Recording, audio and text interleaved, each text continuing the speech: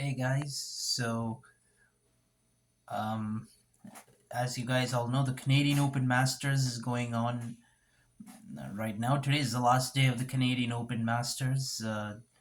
There is the men's singles final that's going on in Toronto, and the women's singles final that's going to happen in Montreal. Of course, there's one more semi final before that to decide one of the finalists. But uh, the following week, in the coming week, there's another Masters tournament, the Cincinnati Open, otherwise known as the Western and Southern Open. It's the last Masters tournament before the U.S. Open.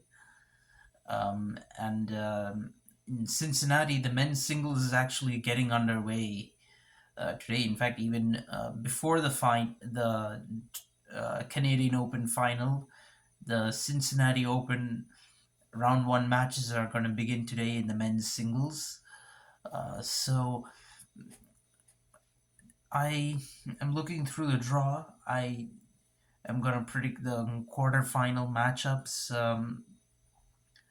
for the Cincinnati Open. I think it's going to be Alcaraz versus Tiafo, Tsitsipas versus Rublev, Rune versus Medvedev, and Fritz versus Djokovic. So this tournament does mark the return of Djokovic, who hasn't played since that loss in the Wimbledon final to Alcaraz.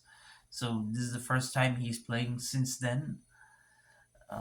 So as far as Alcaraz is concerned, well, Alcaraz he might have to face Tommy Paul again in round three of this Masters. Last week in Toronto, he had gone down to Tommy Paul in the quarterfinal. So he's facing Tommy Paul again this time, but I don't think Tommy Paul will get the better of him from 2 weeks in a row. So I think this time Alcaraz will get through Tommy Paul and go on to the quarterfinal. Of course, I don't. There is also Humbert or John Isner, but I don't think they could spring up a surprise uh, on Alcaraz in this tournament. So, or well, Humbert might have to. Well, no, yeah, Humbert might have to defeat Tommy Paul, but I don't see that happening. Although Humbert in recent times did reach a semi-final in Atlanta and a quarterfinal in Washington D.C., but I'm not sure he'll defeat Tommy Paul, who's right now in some good form. Paul did come all the way to the semi-final last week in Toronto. In fact, yesterday he lost in straight sets to Sinner in the semi-finals. So yeah, he can move on to Cincinnati now. Then then for the next one, Tsitsipas versus Rublev. Well, Tsitsipas does have some pretty tough draw, you could say. I mean, he'd have to face, in fact, one of the two Atlanta guys um, in round two, either Shelton or Eubanks. Eubanks, let's not forget, he recently defeated um, Tsitsipas at Wimbledon this year in a five-setter. Um, but yeah, you never know. Uh, Shelton versus Eubanks, it could be one of these opponents for Tsitsipas. So that's going to be a bit hard to predict. Nevertheless, I think Tsitsipas will come through. Of course, there's also, let's not forget, Borna Koric in the who Tsitsipas could face in round three, but Koric, in fact, defeated Tsitsipas in last year's final in Cincinnati to lift the title. Um, but Tsitsipas has won twice since then this year. In fact, he won in Rome, and then uh, he won in Los Cabos in the semi-final. So Tsitsipas now has the momentum in that head-to-head. So I think he'll defeat Borna Koric. And of course, if he does face Korda instead in round three, I think Tsitsipas will defeat him too. Tsitsipas did defeat Korda in Cincinnati a couple of years ago, so I think it'll be Tsitsipas. Then, if we look at Andrei Rublev, Rublev too has a pretty tough draw ahead of him. There's Hachanov. I think his toughest opponent could be Hachanov in round three, or Hachanov, or even Murray. Hachanov actually leads the head-to-head with Rublev for 4-3 and 2-1 on hard courts and at Masters as well. But and in fact, this year uh, they played twice during the clay court season, of the clay court Masters, where Rublev won in Monte Carlo and Hachanov won in Madrid. Um, and with Murray and Rublev, their head-to-head is tied at 1-1. But if you had to ask me who's in better form this year, who's done better on hard courts this year, I'd have to say it is Rublev. Rublev and Murray have each reached a final this year on hard courts, with Rublev doing it in Dubai and Murray doing it in Doha. But Rublev has also been a little bit consistent in other tournaments. He was a quarterfinalist at the Australian Open. In Indian Wells and Miami, he reached the last 16. Mm. And same with Khachanov. Was a semi-finalist in Australian Open and Miami.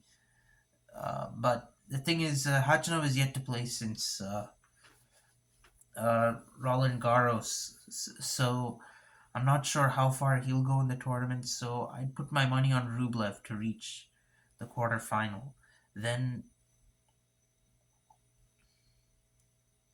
okay. So now the third quarter of this draw is going to look pretty interesting. I mean, quite a few interesting matchups. You've got Gasquet versus Manarino, where Gasquet has a 2-0 record. He won one of his matches in Cincinnati in 2016. Then you have Berrettini versus Matteo Berrettini versus Felix Auger-Aliassime. Um, Berrettini has won 3 out of his 4 matches against Felix, but they've each won one each in the Masters, with Felix winning in Cincinnati. So that's another interesting matchup. Berrettini has a 2-0 record against Gasquet as well, and Felix defeated Gasquet in Antwerp last year. So those are some interesting matchups. Any four of these guys could play Holger Rune in round three. But having said that, Holger Rune has been in decent form this year. He reached 2 hard court semifinals before the clay court season in Montpellier and Acapulco. And he reached round four in Australian Open and Miami. Uh, and he's been pretty consistent during the clay and grass season as well. So I would certainly back him uh, to defeat um, any one of these four players. Of course, there is McDonald in round two who he could face. McDonald did reach the quarterfinal in Toronto last week, but I think Rune will defeat him like he did in Indian Wells earlier this year. So, and of course, Rune, he's defeated Manarino, Berrettini, and Felix Auger-Aliassime before. In fact, he defeated Felix in the semis in Paris uh, last year. And I think, in fact, actually, he's not defeated Berrettini as such, but Berrettini, he does have wins officially because Berrettini retired in Acapulco this year, and then he gave Rune a walkover in Monte Carlo. But Rune is, I think, capable of beating Berrettini, but I'm not sure Berrettini will come as far as round three. That's the other aspect of it. So I think it'll be Holger Rune in the quarterfinal. And then as for the other matchup, I think it's going to be Medvedev, uh, uh, who plays Rune in the quarterfinal. In fact, Medvedev has a pretty tough draw, some interesting matchups. He could face Dimitrov or Zverev in round uh, three, and there's even Evans and or Musetti in round two. Who he could face, but I think he can handle Daniel Evans. He defeated Evans in the U.S. Open 2 years ago. Although Evans is in some decent touch, he won an ATP title in Washington D.C. I don't see him defeating Medvedev. If Medvedev faces Musetti, that's also someone Medvedev can handle. He already defeated Musetti recently in round three in Toronto last week, so that shouldn't be a problem for him. Of course, interesting matchup with Zverev. In fact, Medvedev has an 8-6 record against on Zverev, and of course, two of the wins of Medvedev were off clay. So on hard court, their record actually stands even at 6-6. But if we're talking about Masters tournaments, Medvedev has 6-2 record, and three of those wins came this year. In fact, all in the last 16, where they could again face off. Medvedev got the better of Zverev this year in Indian Wells, Monte Carlo, and in Rome. So I see him continuing that momentum against Zverev in Cincinnati on hard courts. And if Medvedev faces Dimitrov too, that's another favorable matchup where Medvedev has a 5-2 advantage. Um, and five. In fact, one of the wins of Dimitrov were not on hard courts, so Medvedev has a 5-1 record on hard, and he uh, defeated Dimitrov in Rotterdam this year. One of the ATP titles he won, apart from Doha, Dubai, and Miami. He's also lifted a Masters title this year. He fell short in Indian Wells against Alcaraz, and lost in the quarterfinal of Toronto last week. Uh, and of course, well, coming back to Medvedev versus Dimitrov in Masters, they're 1-1, but the win of Dimitrov was in Cincinnati 2 years ago in round three. So I think, although the draw looks a little bit tough for Medvedev, still think he'll come through and he'll make it to the quarterfinal and play Holger Rune. Then the bottom quarter of the draw, well, that looks a little bit interesting as well. Although Djokovic, I see him while he's making a return uh, to the circuit. I think he will uh, back himself to reach the quarterfinal. He has an astounding 18-0 record against Monfez. He defeated Demonar at Australian Open earlier this year. And then against Davidovich Fokina, he's lost only the one match, and but he won he won in Roland Garros this year. He's won their only match on hardcourt too. So, and then against Cameron Norrie, he has a 3-0 record, including a win in Rome this year. So all the matchups favor him, but even without that, I think Djokovic should be in the quarterfinal.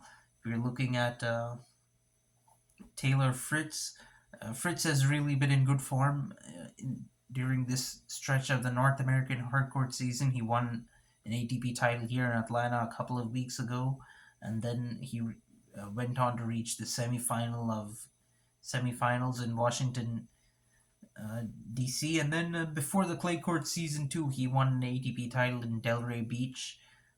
And he also reached semis in Dallas and Acapulco and Masters quarterfinals in Indian Wells and Miami.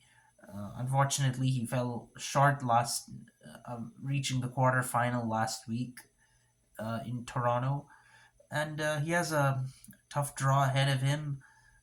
There is Sinner who he could face in round three. Sinner is going to be playing the final in Toronto today against Alex de Minaur. In fact, Alex de Minaur is also in the bottom quarter of this draw. But even if de Minaur perhaps makes it to round three, I think he will lose to Djokovic. But anyway, de Minaur is in the final in Toronto. Maybe he might lift his first Masters title. Who knows? But anyway, um, Fritz against Sinner. Well, Sinner defeated Fritz in the quarterfinals of Indian Wells uh, this year. Fritz defeated Sinner in Indian Wells last year, but Fritz defeated Sinner was defeated by Sinner in Indian Wells this year. Um, so, but I think if they play this time around, maybe Fritz might get the better of Sinner, given it is hard courts and given he is in a bit in a good stretch of form. Although Sinner is in the final in Toronto this week, I think it's going to be an interesting match. But I think, given that they're playing in the U.S. and Fritz would have the crowd on his side, that he would come out on top against Sinner. So let's see what happens with that. So from the quarterfinals onwards, I think Alcaraz will definitely get the better of Francis Tiafoe. Tsitsipas versus Rublev is going to be very interesting. They won six apiece in their head-to-head, and but Rublev does have an edge on hard, winning with a 5-3 winning record. He's yet to defeat Tsitsipas in two Masters matches, but both of those were on clay in Monte Carlo. I think on the hard courts in Cincinnati, he can defeat Tsitsipas. Let's not forget Rublev at one point didn't have a win a single set against Medvedev and defeated Medvedev in Cincinnati. So he's very much capable of causing such an upset. Then Medvedev versus Rune, I think on hard courts, and I have to give it to Medvedev. I have to give Medvedev the edge. During the clay court season, in fact, they both played each other, with Rune winning in straight sets in the quarters of Monte Carlo, but Medvedev got his revenge in Rome, winning at final in straight sets. That was on clay. Um, on hard court, a surface more suited for Medvedev, I think Medvedev will come on top against Holger Rune. With Djokovic should come out pretty easily on top against Taylor Fritz. He's won all six of his matches against Fritz, so that shouldn't be a problem. Alcaraz and Rublev have never played, but given Alcaraz is so the semis would be Alcaraz versus Rublev and Medvedev versus Djokovic. Alcaraz hasn't played Rublev before, but if he does play Rublev, I think he will come out on top. He's a better big match player, so I think that's my reason for choosing Alcaraz. Then Medvedev versus Djokovic is actually an interesting one, although Djokovic has a 9-5 head to head, including 8-4 on hard. Mm, I have a feeling Medvedev will produce an upset victory here, like he did in the 2019 semifinal. Medvedev has been really good on hard courts this year, but of course, in 2023, though, they have each defeated each other once. Djokovic won their semis in Adelaide, and Medvedev won their semifinal in Dubai and went on to win the trophy. Um, So, while the stats do suggest that Djokovic has an advantage, I think uh, with Medvedev having played a little more frequently than Djokovic in recent times, I have a feeling he might be on his game in this semi-final, and he might end up defeating Djokovic. I see an upset, a bit of an upset happening there, you could say. So that would give us a final of Alcaraz versus Medvedev. Um, they have a Alcaraz now has a 2-1 head-to-head against Medvedev, thanks to his wins in the Indian Wells final and the Wimbledon semi-final this year. So I'm afraid again Medvedev would be falling short to Alcaraz in hardcourt Masters final. So I think Alcaraz will win Cincinnati for the first time. So these are my thoughts. Let me know yours, guys. Thank you. Bye bye.